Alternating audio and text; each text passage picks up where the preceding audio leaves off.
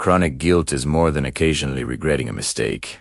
It is the constant feeling that you are somehow responsible for every problem, every disappointment, and every painful outcome, even when the evidence says otherwise. It quietly settles into your thoughts until guilt no longer becomes an emotion you experience, but an identity you carry. People living with chronic guilt often apologize for things that were never their fault, blame themselves for other people's feelings, and replay old memories again and again, searching for ways they could have acted differently. Even when others forgive them, they struggle to forgive themselves.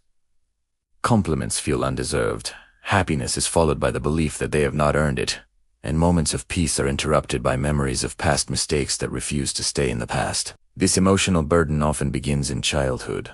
After repeated criticism, unrealistic expectations, emotionally unpredictable environments, or experiences where a person was made to feel responsible for problems far beyond their control. Over time, the mind learns to believe that taking responsibility for everything is safer than risking conflict, rejection, or disappointment. The result is an exhausting pattern of self-criticism that slowly steals confidence, joy, and emotional freedom. Relationships can also suffer because the person constantly fears letting others down, overextends themselves to keep everyone happy, and neglects their own needs out of fear of appearing selfish. The greatest tragedy of chronic guilt is that it turns compassion inward only rarely, while offering endless understanding to everyone else. Recognizing these signs is not about avoiding responsibility or refusing to admit mistakes, because healthy guilt helps us learn, grow, and repair the harm we may have caused. The problem begins when guilt remains long after the lesson has been learned,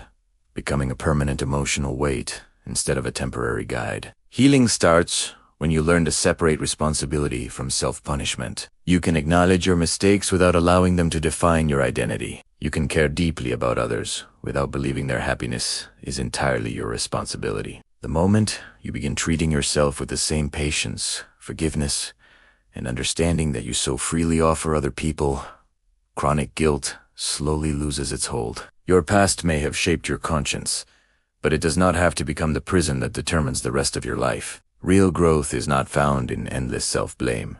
It is found in accepting your humanity and choosing to move forward with wisdom instead of shame.